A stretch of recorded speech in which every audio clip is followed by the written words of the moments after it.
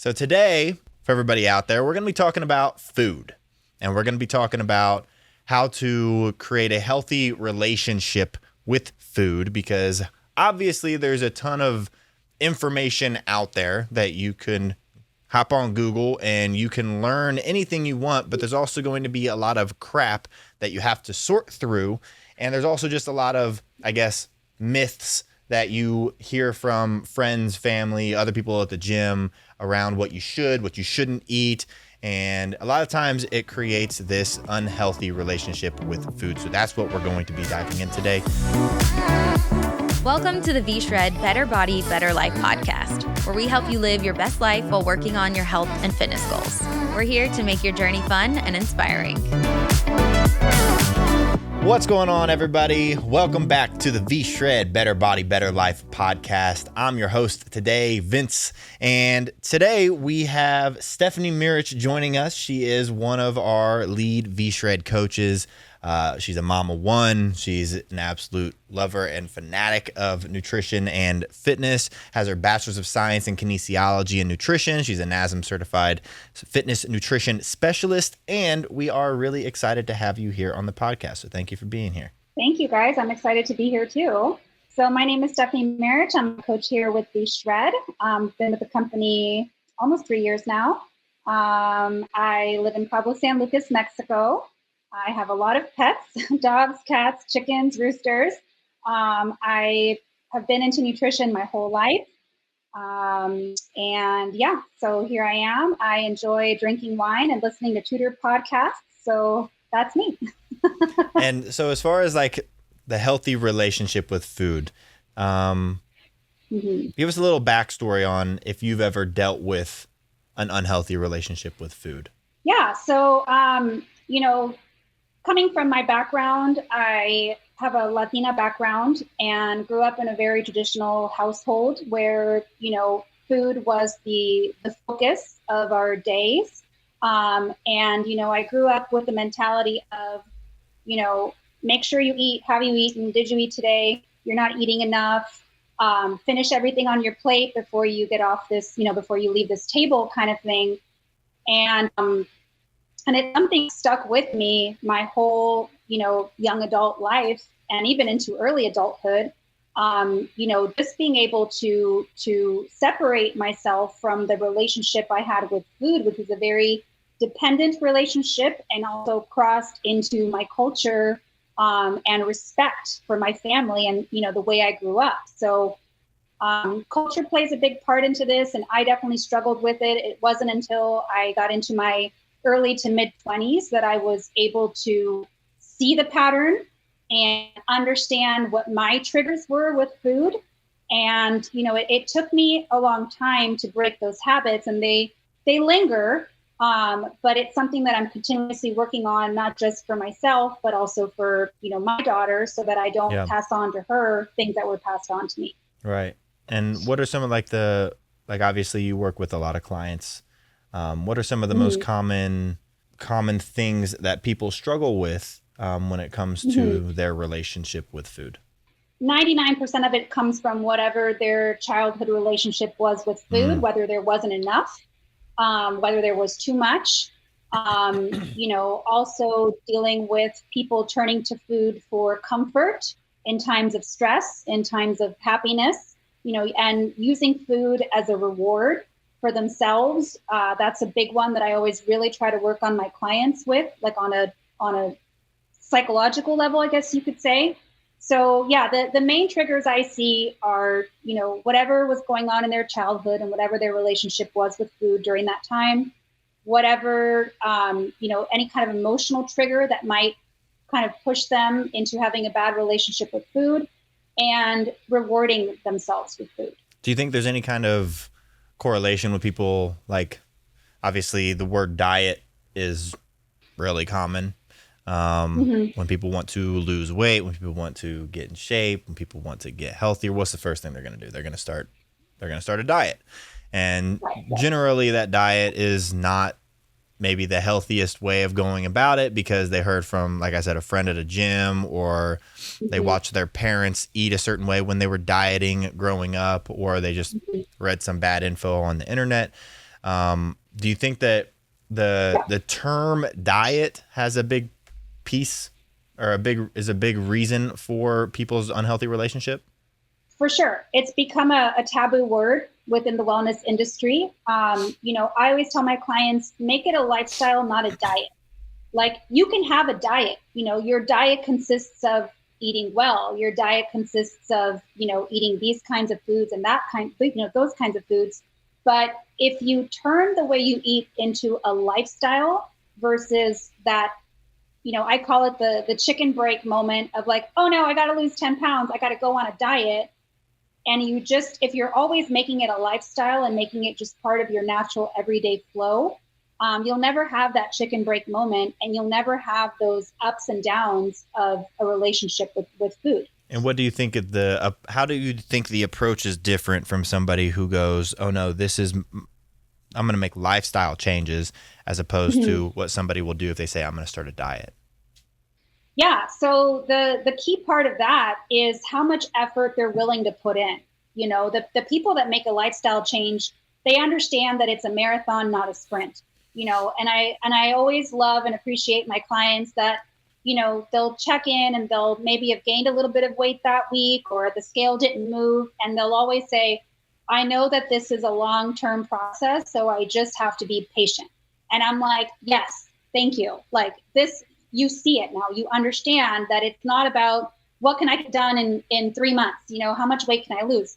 You're probably going to lose a good amount of weight, but what happens after those 3 months is what's going to be crucial to you being able to maintain all of this. It's changing the way that you view this process versus just changing the foods you eat for a couple weeks and, crossing your fingers it works. Right. And how do you help people how do you help guide somebody to that mental shift? Because it's a big mental shift, and it's not easy. People are coming from years, if not decades, of eating in some sort of yo-yo pattern, or just not dieting at all and not going to the gym at all. And now they say they see an ad of ours and they want to work with a coach and they get hooked up with you. How do you guide them away from that maybe not so healthy past with their food and their exercise? And how do you guide them towards actually committing to a true lifestyle shift?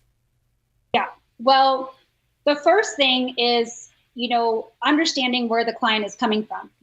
When I'm, chatting back and forth with them, emailing, reading their information, kind of really trying to understand where this person is coming from. Do they have a background in wellness already a little bit? Can I push them? Or do they really need to just take this process step by step? And the majority of my clients are the latter. They're coming into this fresh, or like you said, they've been yo-yo dieting for years and nothing's worked. So the way I always approach it is, let's transition slowly. The worst thing we could do is go cold turkey on anything, because it's most likely going to backfire because of the psychological connection that they're having with food. So, introducing them to a meal plan that maybe has some of their favorites in it, has a little bit of sweets, has a little bit of pasta, maybe has pizza a few days. So they're not feeling initially like the rug is being pulled out from under them. When it comes to workouts, saying, hey, let's start with 3 times a week, go from there. Then maybe up it up to 4 times a week over the next couple of weeks. Just really allowing people to start this process at their own speed. Obviously not just in auto control. I'm always giving them a little push. Hey, don't forget this. Hey, don't forget that. But looking at the person and honestly saying to myself, what is this person really capable of doing at this very moment? And how can I encourage them without making them feel like they're just being shoved along in this process? Right. And do you get a lot of clients who believe that their situation is so unique and so dire that you've never experienced it before? And then have there been examples of basically them going from that to being like, wow, this is actually... I did it. Yeah. Yeah. All the time. I have one client in the UK. She started with me about 4 months ago. She has MS, so she can't really do a lot of movement. She can't do like heavy workouts, high impact stuff, things like that. And she was like, I want to do this. I need to do this. I just don't know how I'm going to do this. And it was just a matter of, saying, okay, well, we know we can cover the meal plan part. That part you can do. That part's great. But guiding her on the workouts, giving her, modifications, giving her help, and just any small victory, whether it was scale or non-scale victories, applauding it and, saying, you know what, you're pushing through when most people would have given up. And she actually emailed me a few weeks ago. She was able to, for the first time in her life ever, and she's about, I think she's like in her mid-30s, bought a 2-piece bathing suit. And she's like, I've never worn a 2-piece bathing suit. She's like, I'm going for it. And she's like, and I live in the UK where we don't even have weather to go to the beach. But she's like, I bought it because I feel good. That's awesome. And so, yeah, so it's just about, I always think to myself, read the room, read what this person really needs. Like, do they need you to push them? Do they need you to just kind of, slightly nudge them? Do they need you to just knock them down and make them do it? Whatever it is. But every person is different, especially with whatever they're coming from in their own background. And how do you pick up on that with your clients? Has that been something that you've kind of had to feel out and learn over the years? Is there a process that you go through? How do you feel that out? Yeah, I mean, for the clients that put a lot in their survey, that's always great. I read through it. I'm like, hey, this person is doing this. But then, when they reach out to me after they've gotten their plan and they're like, hey, a little bit about me, some folks write, 2 lines, I live here, I do this, and I'll see you later. Thanks. I'm like, okay. But then you get the folks that write, 5 Novels. paragraphs that are spaced MLA format emails. And I'm like, oh my gosh. You're like, I like you. I like you. Yes, because I can do a lot with this information. Like, you've given me the tools to help you. So if your coach is reaching out to you and asking you, tell me a little bit about yourself, it's because we want to help you. It actually helps us put you in front of us and say, this is what this person needs, versus just saying, hey, do the workouts, do the meal plan, it's going to work, because, everybody needs to be treated differently.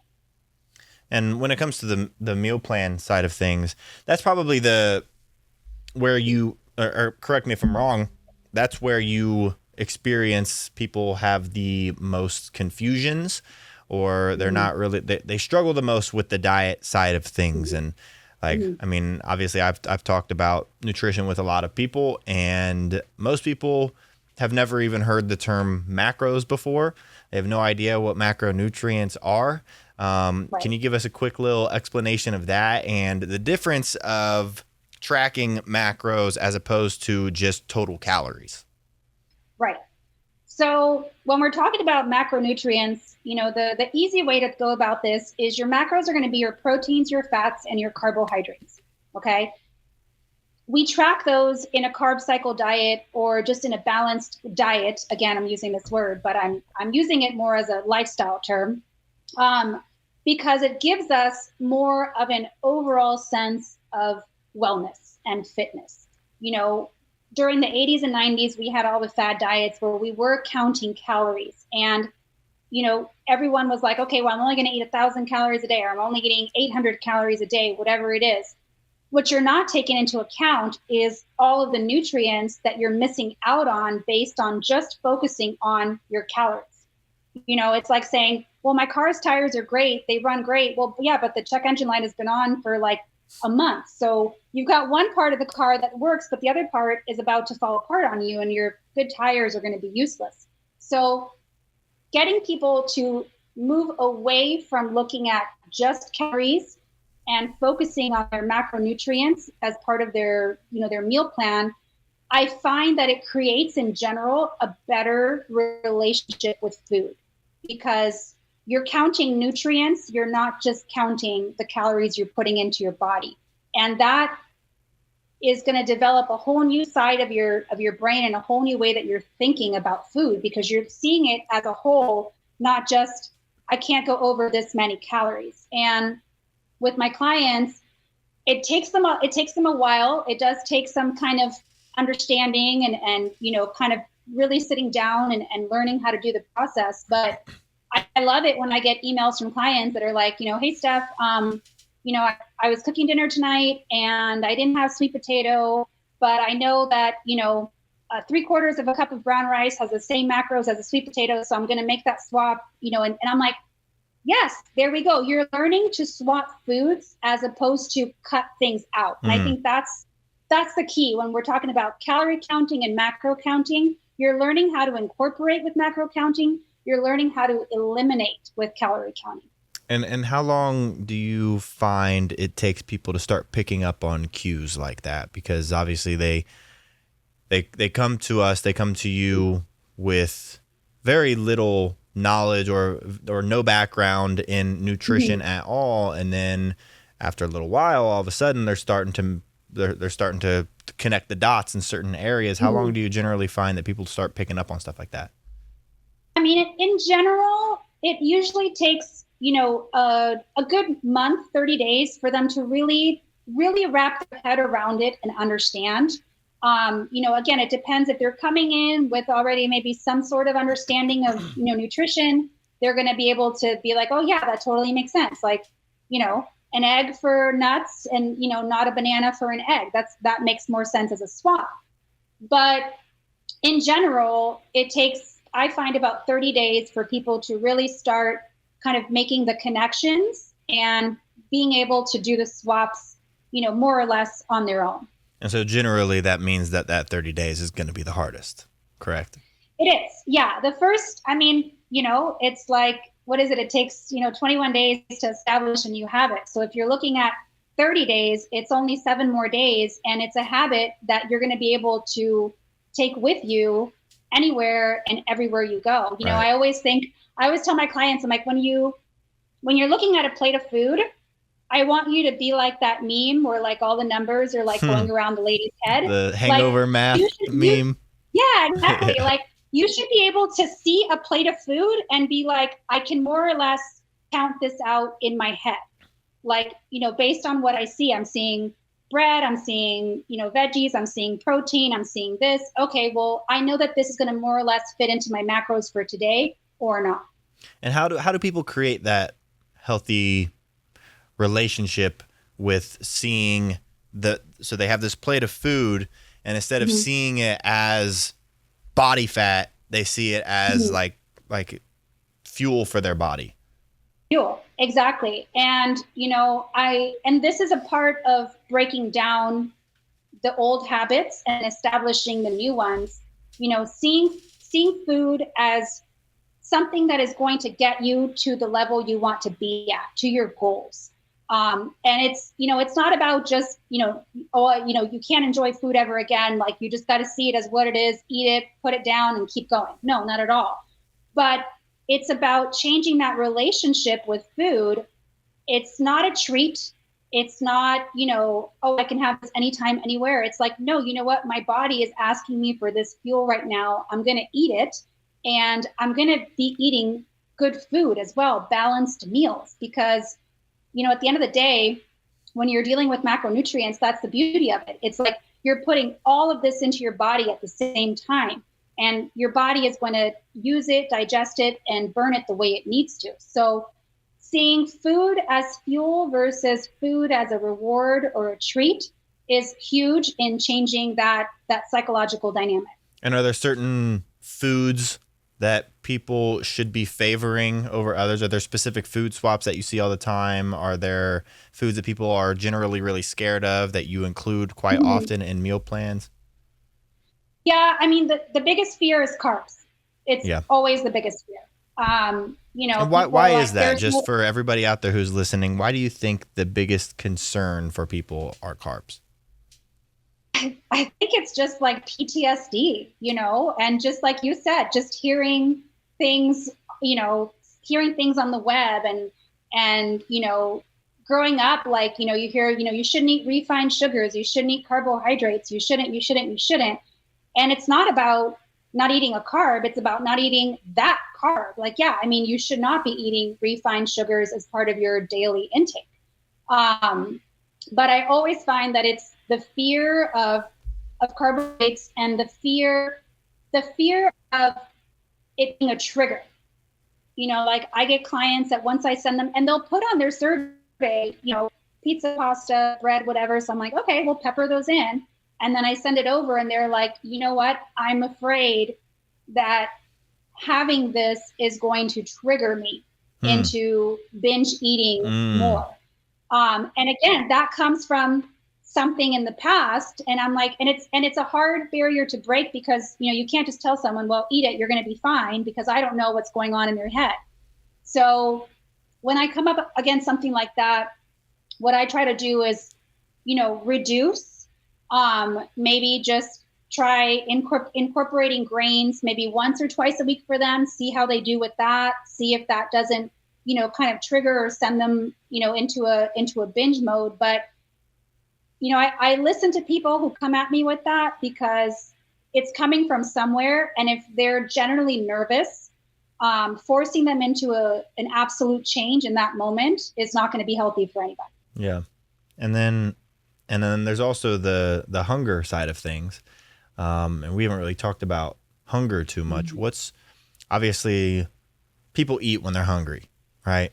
But then what people sometimes do with all these different binge diets is they won't eat for a certain amount of time. They'll become starved and then they'll binge. What's your take on like a comfortable, what's your take on feeling hungry? Like, is being hungry something that people are going to have to deal with? Is it to an extreme level that they have to deal with it? Is it something that only lasts a certain amount of time? Do you get questions about hunger, feelings of hunger often? I do. Yeah. Especially in the first 2 weeks where their bodies are getting used to, new portions, new foods, workouts being incorporated. As far as the level where your comfort level with hunger should be, I always say, I feel like you should feel satisfied, not full, not, nauseous, not like the food is right here. But you should feel like I could walk away right now and I would be fine. For the clients that come to me saying, I'm still hungry, you have to kind of take into account what is the level of hunger. Like, are they just snacky? Will like an extra snack or two a day take care of that? Or are they like starving? Are they feeling foggy? Are they not having energy? Then either we have to reassess their macros or possibly, dig in deeper to see if there's anything else going on, metabolically, or, do we need to get some blood work done? Do we need to talk to a doctor? Is there something else going on? But, the hunger is normal at first. But again, always listening to your body and being realistic with your levels of hunger. I'm like, okay, are you hungry because maybe you're bored or because you're just kind of used to eating more? And I always tell my clients, if you can, keep a journal, like the first 30 days of the program. And, aside from your check-ins, just keep a journal for yourself to see, track the times. When are you hungry? Is it when you're home after you've come from work and you're like about to make dinner, you're in the kitchen, there's cheese, there's nuts, there's a beer in the fridge. Like, what is your actual level of hunger? Or is it just that you're used to eating something at that time? Yep. So I love that. And because we actually, for our high ticket coaching, there's a little like prep week stuff in there, and it's along this, and one of the things is about recording your hunger, and it's along the same lines of that, of write it down, and don't just write down the times. Like you said, what's the level? Like if you could rate your level of hunger on a scale of 1 to 5, and you could only limit your eating to when you are a 4 or a 5 only, then you're going to find that you don't really need to eat that often every single day. The issue is, like you said, people get bored, or they're literally about to eat a meal and they're literally cooking right then and there, and they're around food and they're tempted and they give into that temptation. But in reality, their hunger was a 2 or a 3.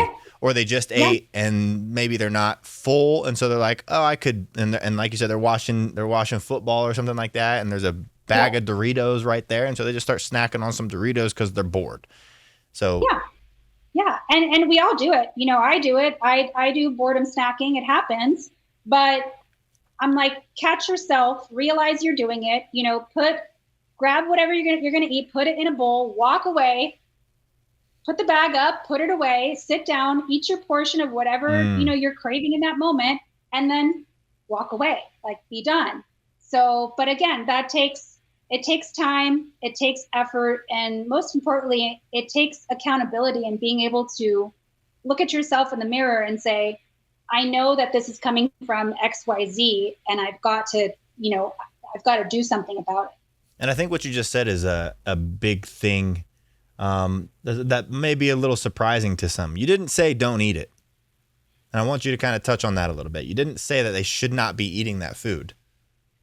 Yeah. So I get clients that message me all the time. I actually had a lady message me last week. She's like, I'm at a meeting at work, and there's someone made fresh lemon bars, and they're behind me and I can smell them. And I'm like, first of all, why are you emailing me during a work meeting? Second of all, and I was like, well, look, why don't you get up, cut yourself like a sliver of one. And I said, or have one of your coworkers say, hey, will you split this bar with me? Have it. Have the small portion that you obviously can't stop thinking about because you're emailing me during your work meeting because you could smell it. I'm like, just have it and then walk away from it. And I think that is a huge thing for folks to understand is like, we're not saying you can't do it.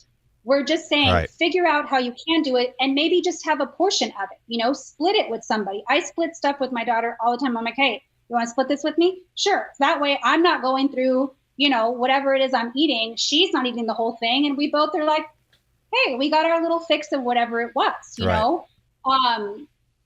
And cravings are also important. They're very important to listen to. It's usually your body telling you that it needs something in that moment. It may not need a whole box of donuts. It might just need a sliver of a donut, you know, or maybe a sweeter tasting protein bar that will get you through that fix, whatever it is. But, you know, I always tell people, I'm like, if you're having a craving, listen to it and let's figure out a way to get past it. How do you differentiate a craving that you should not necessarily give into? Because like you said, there's a modified way of giving into a craving where you're not completely binging. You're having half of a donut versus 6 donuts. But how do you know the difference between when you should give into that craving as opposed to when you should just kind of push through and wait until your next snack or meal? Right. So the important cravings to listen to are, you know, if your body is asking you for something that is a type of nutrient, you know, if all of a sudden you're craving, you know, things that are iron-based, like protein, you know, animal protein. If all of a sudden you're craving, you know, you're feeling low energy and you're like, God, I could really use like a little pick-me-up. You know, your body's craving carbohydrates. How you want to incorporate those cravings, the meals or the foods that are going to satisfy those cravings is the key, you know. Obviously, if you're just watching football and, you know, the bag of Skittles that you have from last Halloween in your pantry is calling you, that's kind of like, okay, you're not really, it's not a craving that your body needs. It's just your brain going, oh, you know what? I could eat some Skittles while I'm watching this game right now, whatever it is. But, you know, when I was pregnant with my daughter, I was super afraid to give in to cravings because of watching my weight. But learning to listen to my body and listen to what it was asking me to eat, of course, within reason, helped me kind of to train myself to say, okay, well, wow, my body right now is really asking me for protein, or it's asking me for a mineral, or whatever it is. And the funny thing about that lady that had emailed me, I actually sent her, she was like, I love lemon squares so much. She kept talking about them in emails. So I was like, look, I sent her a link to some protein bars that make a lemon square flavor. I'm like, here you go. I was like, order these on Amazon, plug these into your snacks, you know, during the week. And you could still have your lemon square craving, but it's with a bar that is a portion bar. You know, the macros will work into your thing and you're good to go. And she ordered them and she was like, great, I can have a lemon square every day. I'm like, you can't. That's awesome. But just this. Right. And then how do you know, how does somebody know what kind of craving they're having? You said whether you're craving carbs or you're craving a mineral like iron, how do they differentiate what those cravings feel like? It's going to feel like whatever you feel like you're going to gravitate towards. You know, I find that if your body's asking you for something sweet, it's usually a carbohydrate thing. Like your sugars are possibly off, and you're kind of looking around to see, okay, what can I have that's sweet? What can I have that's going to give me like an instant pick me up? So in times like that, looking for like some kind of a fruit, or like a complex carbohydrate kind of thing, where maybe you're having like a rice cake with some nut butter on it, or a slice of toast with some hummus on it, or you're having maybe like a small fruit salad. Something like that that's going to satisfy the sweetness, put a little bit of carbohydrate in you, but not send you over the top. For me, I always find that when I feel like I'm missing protein, I get foggy. Like I can't really focus on something, and I just find myself like drifting a lot. When I get tired, I always am going for carbohydrates. When I get foggy, I go for, egg white scramble. I go for my protein shake. I go for that kind of thing. So it's always like just kind of watching like which way am I leaning towards? Like, am I leaning towards something sweet, or, something maybe savory, or just something that I can down really quickly?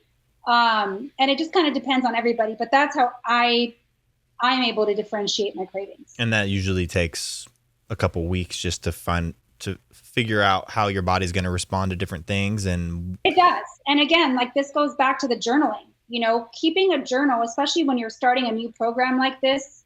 A lot of people don't even realize all the changes and things that their body is going through and what their body is asking them for. And, so keeping a journal, even just notes on your phone, if you don't want to write stuff down, just be like, hey, it's 7:00 at night and I'm, I have this craving, but I've hit all my macros. So what else could be going on?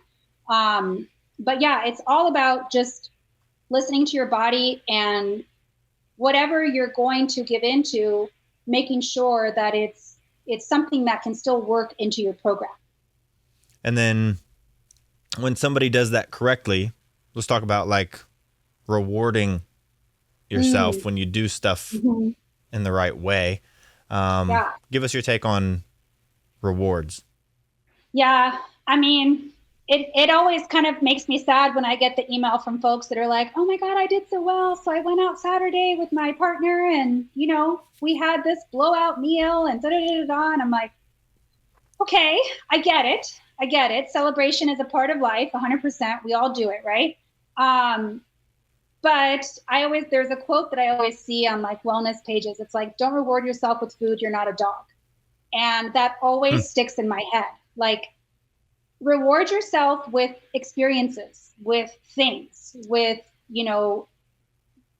getting yourself a massage or a new book or whatever it is. But as soon as we start the relationship of, oh my gosh, I've lost so much weight, or I feel great, or I've hit my goal, now I'm going to eat, we're kind of negating everything that we've done. And again, I totally understand the need to celebrate and go out. And, obviously, like if you're going out to celebrate a graduation or something, yeah, I mean, go have the food you're going to have at the event, enjoy. But when it comes to yourself and the victories, whether scale or non-scale, that you've hit throughout your time on the program, keeping that relationship with food as a treat, it just, over time, it just doesn't make sense. And it's not going to get you to the next level of, great, I've hit this. Now I want to hit the next one, versus I've hit this. Now let me take 2 steps back and blow all this out, at an Olive Garden or whatever. So you like Olive Garden? I've heard you bring up Olive Garden twice now. I do love Olive Garden. I do. And I live in Mexico where there's no Olive Garden. So whenever I go back to Florida, I'm like, Mom, Dad, can we go to Olive? Fine dining Italian, baby. Oh, so good. Endless breadsticks. No, but I love that quote that you said. I've never heard that before. Yeah. What was that? Can you say that again? Don't reward yourself with food. You're not a dog. And do you see that people a lot of times reward themselves with food? I do. And then do you see how easy do they find it to shift from rewarding with food to rewarding with, I don't know, a new book or a new bikini or whatever? It's not easy, but they see the impact when they have their next weigh-in or their next check-in, and they're not, they're not coming in with their tail between their legs going, oops, I had a good day and I thought I could go back and do this, and now I'm paying for it. But for me, it's like getting the emails that are like, hey, like I said, the lady that bought herself a bikini, I get clients that are like, I'm going on a 3-day trip because I've done so well. I'm just, going away with my family for this vacation because I've done it, and da da da. And I'm like, great, and it doesn't have to be anything crazy. It could be rewarding yourself with a mental health day, just locking yourself in the room, listening to your favorite podcast, doing whatever you want to do, but getting away from that. I did it, so now I'm going to keep eating the same stuff that got me here. Right. Success means this. It doesn't have to do that, or it doesn't have to mean that. Yeah. That makes sense. Yeah. And I do think that most people do reward themselves with food. You have a good day, you go have a dinner and you have drinks to celebrate. What's your take on alcohol as far as rewarding, or what's your just take on your relationship with alcohol? So I love wine. I adore my wine. And it's something that always comes up with my clients. They're like, hey, look, I love to have wine, a few times a week, or I like to have a beer when I come home at night, or, on the weekends, I like to go, have some drinks with my friends. And obviously I live in a place where, it's everyone is always here partying, drinking. It's just part of the lifestyle. But I always tell people, I'm like, you know what, if you're going to do it, if you're going to have that beer, if you're going to have the wine, if you're going to have your drinks on the weekends, that's fine. But it's just like everything else. Number one, you have to be accountable for it, right? If you're going to have that beer, maybe try to make it a light beer if you really need it. If you're going to have that wine, make it a lighter wine, or maybe cut it with mineral water so it becomes a spritzer. So you're kind of getting hydrated, but also still feeling like you're, part of the group. Right. And second of all, and I find that this is a big thing with alcohol and the check-ins that I get from folks, is make sure that alcohol is not a trigger for you to eat. Because I always find that people say, I had 2 drinks, then all of a sudden I started snacking, and then I got the chips, and then I got this, and I was doing fine. All of a sudden, so 2 a.m. Taco Bell. Exactly. So I'm like, if alcohol is not a trigger for you to eat, which for most people it is, just because it lowers our inhibitions and, we get hungry because we get dehydrated as well. I'm like, if that doesn't bug you, then go for it. Within moderation, always, maybe spirits with a soda water or a mineral water. And again, it's not about, obviously, if you can cut it out, it's better, especially if you're just starting your journey and you're not really into the whole rhythm of the process yet. Right. But if it's something that's part of your lifestyle and it's something that you do, then again, we just have to find room for it. Right. I love that, because it's not about cutting out anything. I think if anybody takes anything from this episode, it's not that we're ever asking you to cut out anything completely. If this is, right, if having a drink or having donuts or whatever is something that, or pizza is something that you need because it's your favorite food in the world, or you live a lifestyle where there's alcohol around you a lot and you would have to completely change your life and it wouldn't be as enjoyable. You don't have to do that. It's just about finding healthier alternatives and way of finding moderation so that you can be healthier, achieve. Because it ultimately comes down to, what do you want the most? Do you want to drink alcohol the most, or do you want to be in shape the most? Exactly. Prioritize and figure out what your real goal is, and can you get there doing what you've been doing? If you can't, then it's time to make changes. Like for me, when I moved here 10 years ago, everywhere you go, chips and guac, chips and salsa, this and that, chips. I was like, okay, this is not sustainable for me. So now when I go out to eat in restaurants here, I'll order the guac, but I order, instead of chips, I get cucumber slices. So I use my cucumber as a chip. Some to eat places my have guac. like dried plantains too. I've seen those. That's not too bad. Dried plantains, yeah. So I go with the cucumbers because that allows me to have my skinny margarita so I can, Okay. balance it out. But I'm like, hey, I really love going out to eat and being social with my friends. And I really love guacamole and I really love chips, but I can't have chips every single day. Right. So for me, it's like the cucumbers kind of trick me into being like they're crunchy. I'm still eating guac. I'm still socializing, but I'm not ringing up, Right.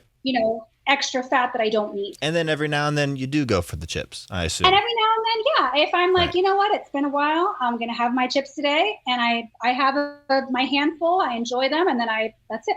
Yeah. Yeah. Well, cool. Do you have anything else that you would like to throw out there related to relationship with food? We covered a lot. Yeah, we did. Like I said, I think the most important thing is when you're starting a new program, like V-Shred, and you're getting into wellness and you've made the effort to get here. You've made the effort to purchase, to give us, put yourself out there and allow us to be a part of this.